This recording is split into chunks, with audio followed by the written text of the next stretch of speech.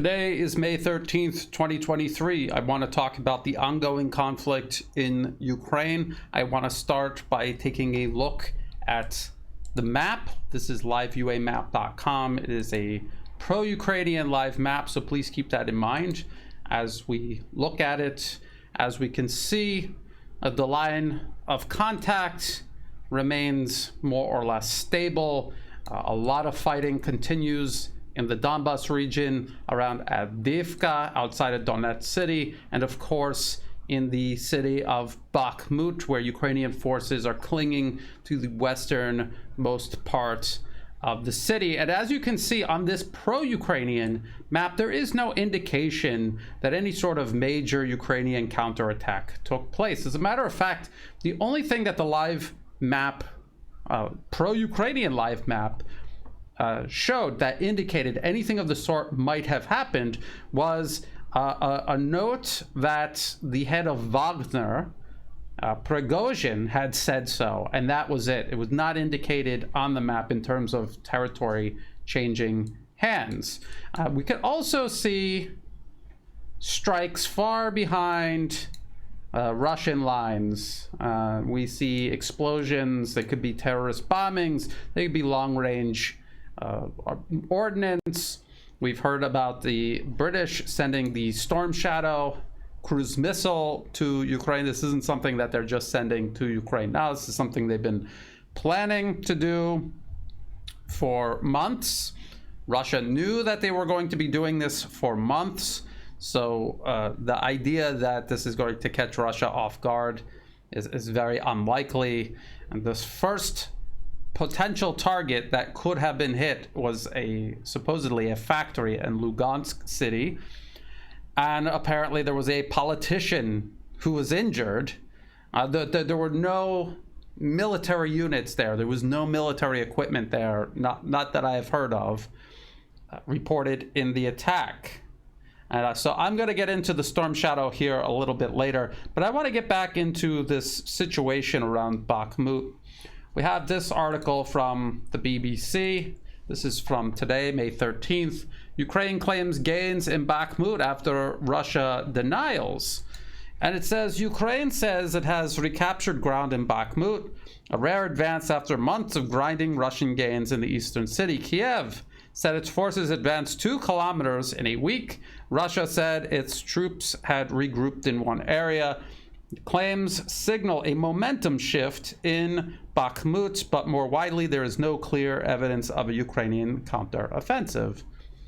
Well, a counteroffensive in Bakhmut carried out by Ukrainian forces is not necessarily an indication of a much wider overall offensive launched by Ukrainian forces.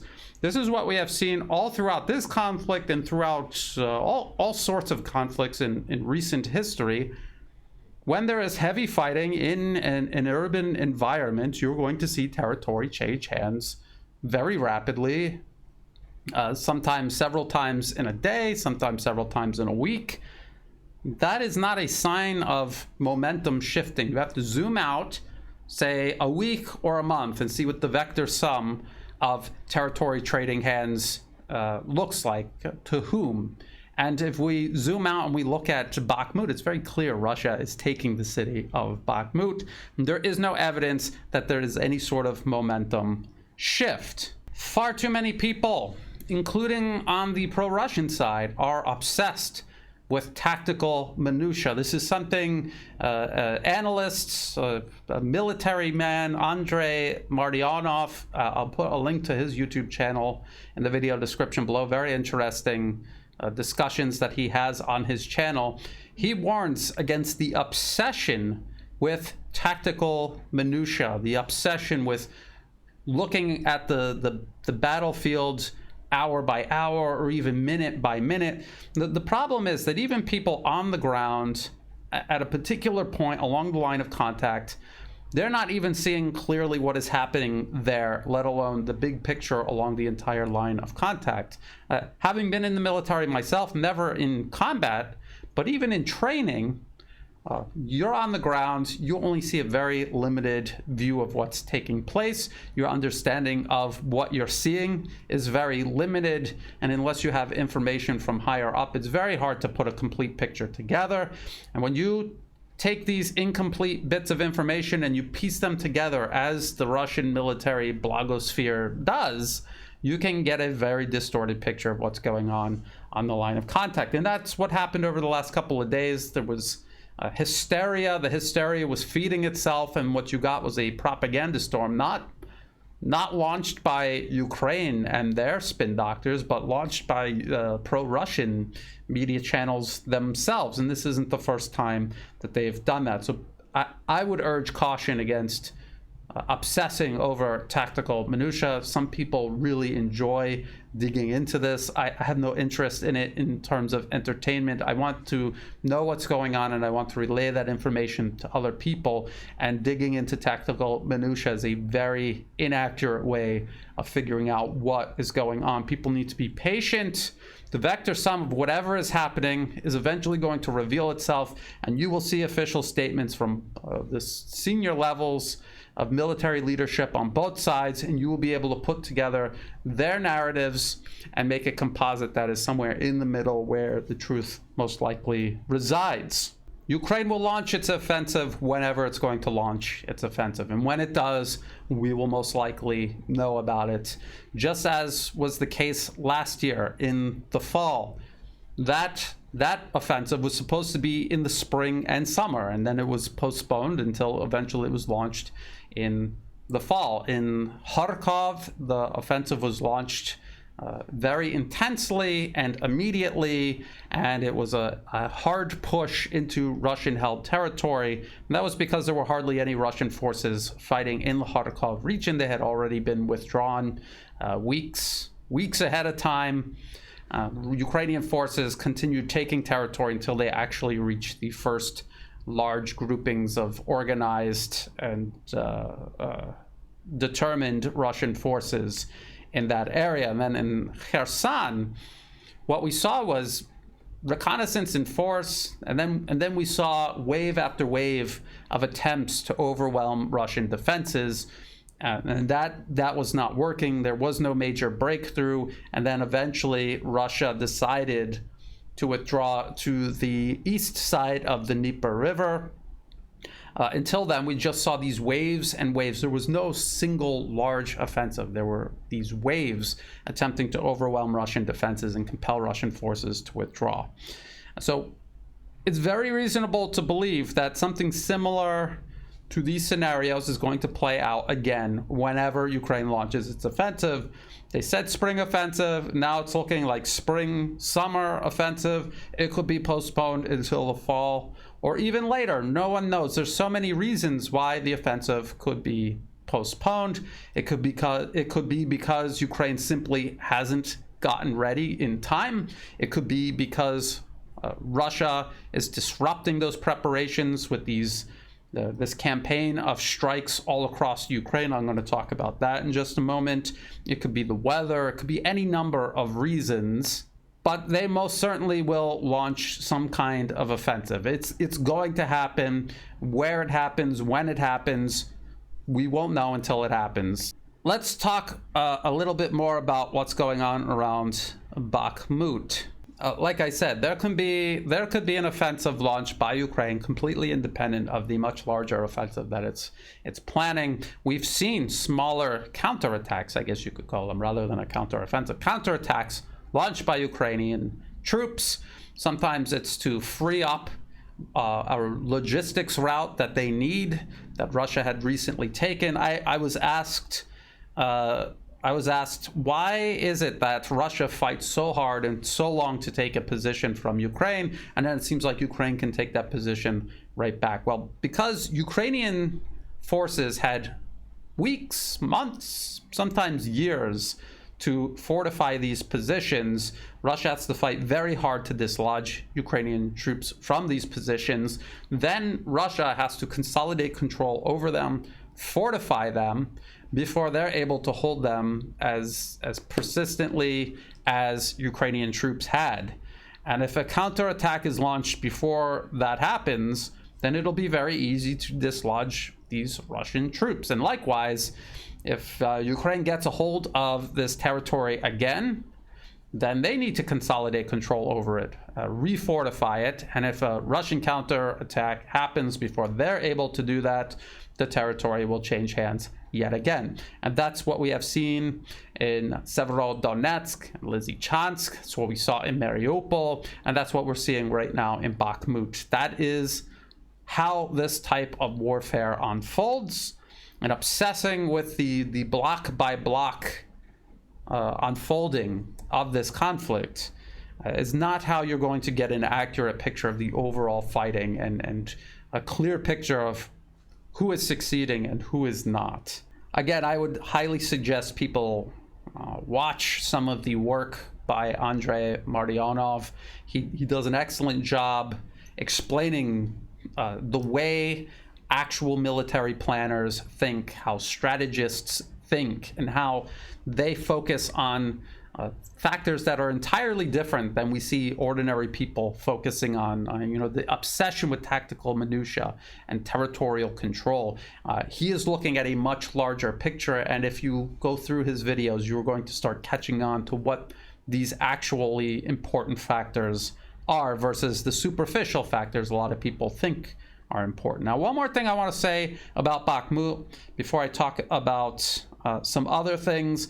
I am seeing yet more evidence that Ukraine is using some of its absolute best equipment in and around Bakhmut, in the fighting there. Now, a few updates ago, I was talking about the American M109 self-propelled howitzer, how that was seen fighting in and around Bakhmut. And I said at the time that I thought Ukraine would have reserved these for their offensive, wherever that offensive would unfold. And I speculated that perhaps it's there because they plan on launching an offensive there in and around Bakhmut. Or maybe it's because Russia really is pulling in the best troops and equipment of Ukraine in Bakhmut. That was what the operation was designed for. It was not necessarily designed to take the city of Bakhmut. It was designed to set the stage in one specific area, to draw in Ukrainian troops and their equipment, and then to grind it down and destroy it all. They have their Lancet drones, for example. These Lancet drone units concentrated in and around Bakhmut, hunting these artillery systems that Ukraine is bringing in, including the M109. And now I just saw a video from Scribs News. This was from May 3rd, 2023. Inside Ukraine, the most powerful artillery gun in the world. They're talking about the German-made PZH 2000. And it's very similar to the M109. It's a self-propelled howitzer, 155 millimeters, and they're using this around Bakhmut. And in the video, they talk about how they narrowly escaped one of these Russian drone attacks. Because again, Russia is able to concentrate these Lancet units in and around Bakhmut. This is where they're pulling in Ukrainian forces, and this is where they can concentrate assets like that and maximize the amount of heavy equipment that they can destroy. So they narrowly escaped an attack by a Russian drone. And then also in the video, they show footage of Ukrainian troops fighting on the ground. So they were showing this self-propelled howitzer operating, and then they showed ground troops benefiting from the cover, the support, the artillery support this is providing. And you can see the Nazi Wolf's Angle logo as the watermark on the video, because this was an Azov Nazi military unit. And I just thought that that was interesting because, as I pointed out, it's very difficult for the Western media to do any sort of video report on Ukraine and show Ukrainian troops fighting in the field without catching Nazis on camera. There's a huge problem with Nazis in Ukraine. There has been since 2014, since literal Nazis were included in the government then, and then they were kind of quietly moved out of the government but into the military. And the government, despite not being openly Nazis, they arm and they fund and they help equip Nazi military formations officially included in the Ukrainian armed forces. I think that's a very important point to keep in mind. And when we see things like this, it vindicates Russia's justification for being in Ukraine. They said they're in there partly to denazify Ukraine. There's obviously a Nazi problem when Scripps News is trying to make the Ukrainian troops look heroic, and they still manage to, I would assume, accidentally show literal Nazis running around on the battlefield fighting for Kiev, the regime in Kiev. Now let's talk about the actual Ukrainian offensive. For the offensive itself, we're waiting for the actual Ukrainian offensive to begin. We're seeing a lot of long-range strikes being carried out by both sides. So for Russia's part, they're carrying out long-range strikes using cruise missiles, ballistic missiles, drones, military aviation. They're hitting all kinds of targets, troop concentrations, warehouses filled with equipment, arms depots. We're seeing these huge explosions when they hit these depots where they're keeping all of this ammunition, command centers, and all of this is being done to actually physically disrupt the upcoming offensive. And then Ukraine, on the other hand, are carrying out attacks that are much more political in nature. These don't really have any chance of disrupting Russia's military effort, but it does have a potential to shape the battlefield psychologically and in terms of information space. We saw a long-range attack in Lugansk city. Now, I'm hearing conflicting reports regarding this attack, and I'm going to take this from TASS. This is Russian state media. This is what Russia is saying, or saying what they believe happened in Lugansk city. These articles are all dated May 13th, 2023. The first article says, fragments of an American decoy missile ADM-160 found in central Lugansk. Agency, the rocket is capable of flying a distance of up to 900 kilometers. Parts of this missile were found in central Lugansk.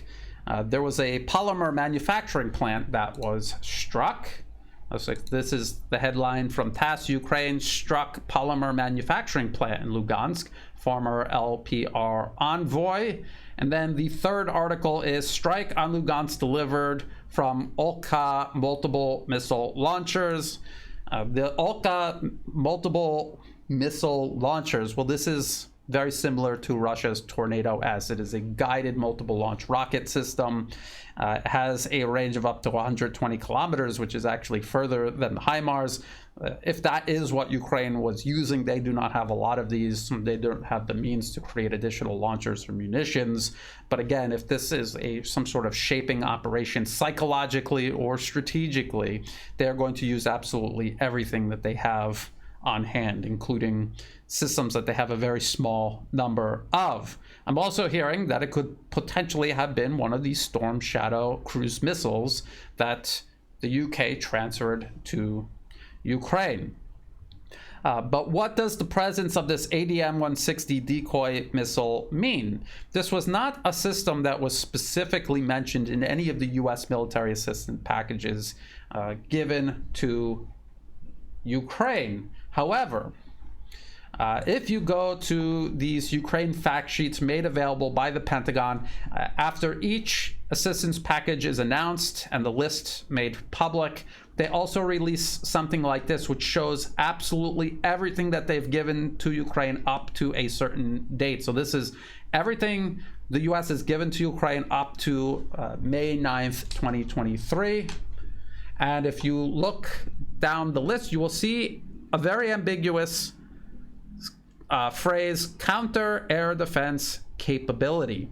Counter air defense capability. Well, this decoy missile certainly qualifies as a counter air defense capability. It's meant to counter the air defense of Russia. It's meant to trick the air defense system into thinking an aircraft is approaching.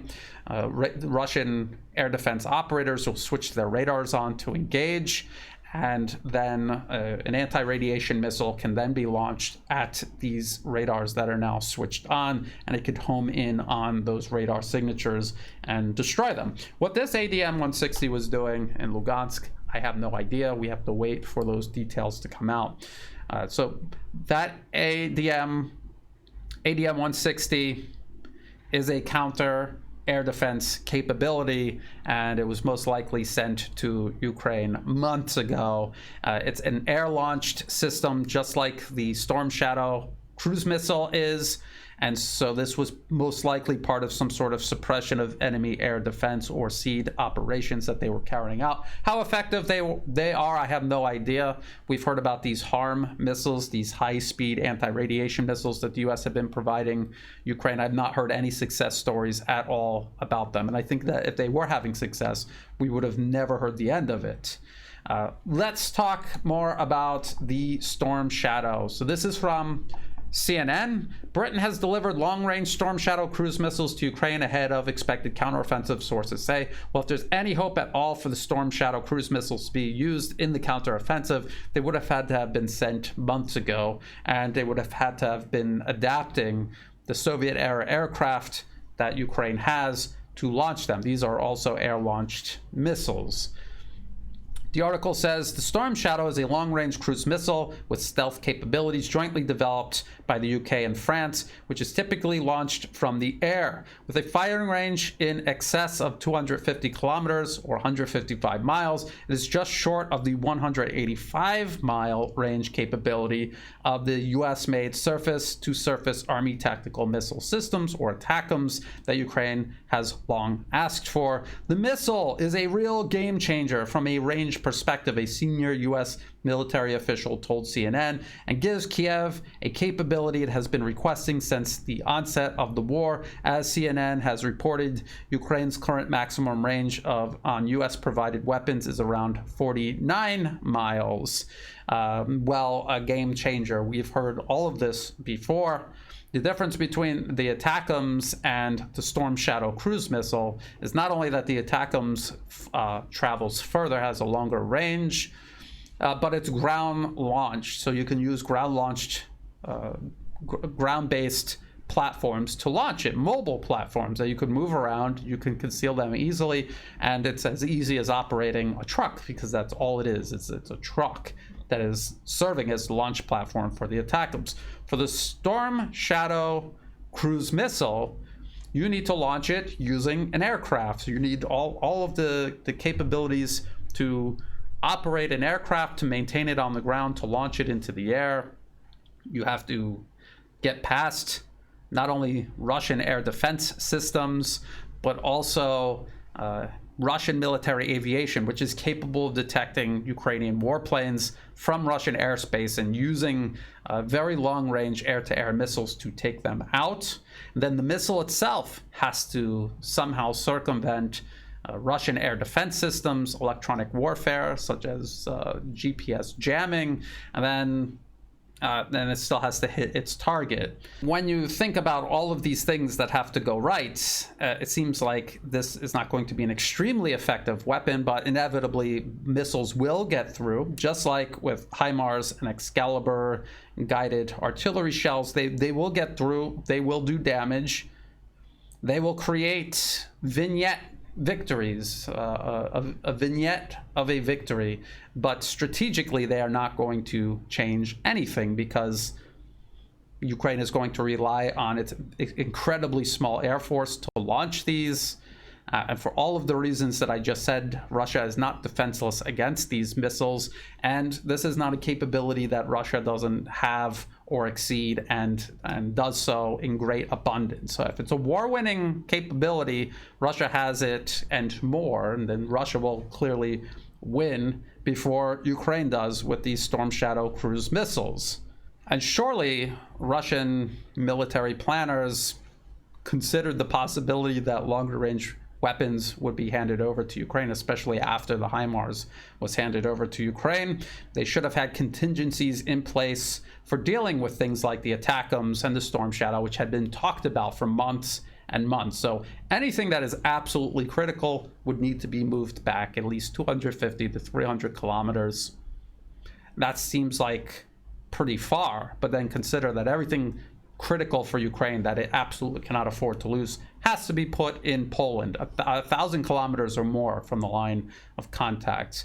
And so Russia would still have the advantage there.